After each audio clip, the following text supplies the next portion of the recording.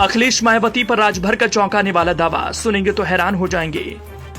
गठबंधन टूटने के बाद से ही राजभर अखिलेश को लपेटते आए हैं, ये सबको मालूम है। लेकिन कल तक जिस मायावती का गुणगान करते थकते नहीं थे, अब उनके ही खिलाफ छेड़ने लगे तान। एनडीए में शामिल होने के बाद एक्शन मोड में ओम प्रकाश राजभर मोदी को देने लगे दिशा निर्देश।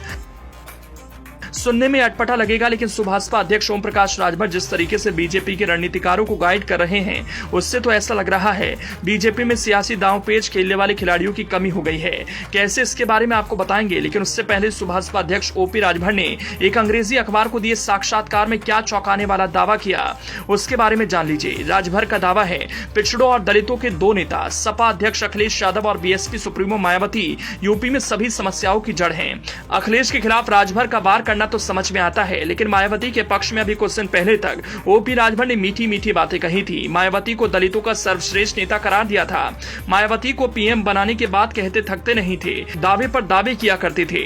लेकिन पाला बदलकर जैसे ही 16 जुलाई को सुभाषपा अध्यक्ष ओपी राजभर ने घोषणा की कि वो बीजेपी की अगुवाई वाले एनडीए में लौट रहे हैं, वैसे ही उनका विचार मायावती के लिए बदल गया। अखिलेश के लिए तो पहले ही उनका विचार कुछ अलहदा सा था। ओपी राजभर ने 2022 के यूपी विधानसभा चुनाव की साथ ही सपा को छोड़ एनडीए में शामिल होने को लेकर कहा, गरीबों, पिछड़ी जातियों और वंचित समूहों को कुछ देने की स्थिति में रहने के लिए किसी को सत्ता में रहने वालों के साथ रहना चाहिए। साथ ही हमने यूपी में विपक्षी दलों को एक साथ लाने की कोशिश की थी, लेकिन अखिलेश यादव को मायावती को अपने साथ लेने से एलर्जी है और ऐसा लगता है कि भावनाएं परस्पर हैं। ये दोनों ये भी नहीं चाहते कि कोई अन्य नेता पिछड़े समुदायों और दलितों का प्रतिनिधित्व करे। राजभर यही नहीं रुकते, आगे कहते हैं, यूपी में सपा और बीएसपी की 4 सरकारें रहीं और एक भी दलित या पिछड़े नेता को आगे बढ़ने नहीं दिया गया।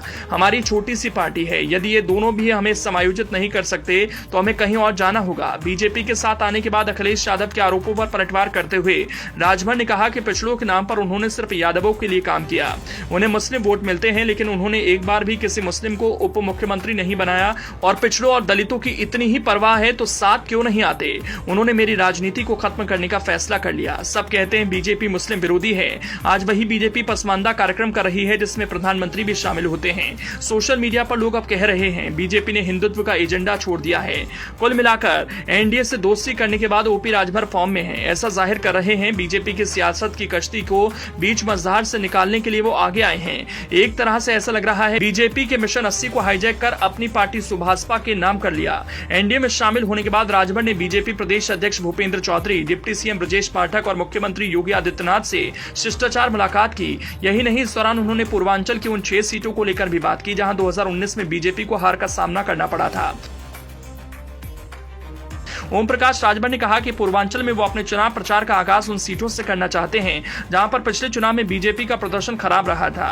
राजभर ने इसके लिए आजमगढ़ की लालगंज लोकसभा सीट से शुरुआत करने का प्लान बनाया। राजभर ने बताया कि वो चाहते हैं कि लालगंज में प्रधानमंत्री नरेंद्र मोदी जी का एक कार्यक्रम हो तो वो वहां से 2024 के मिशन की शुरुआत करें। इस सीट का चुनाव इसलिए किया गया क्योंकि यहाँ की 6 सीटों पर बीजेपी हार गई है।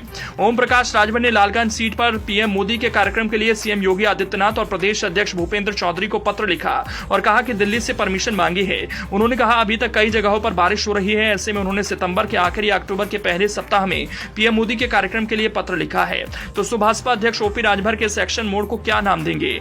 ऐसा लग रहा है जब वो बीजेपी के साथ नहीं आए थे तो बीजेपी के पास कोई रणनीति नहीं थी, अब वो आए हैं तो बीजेपी के खैबरहार बन गए हैं।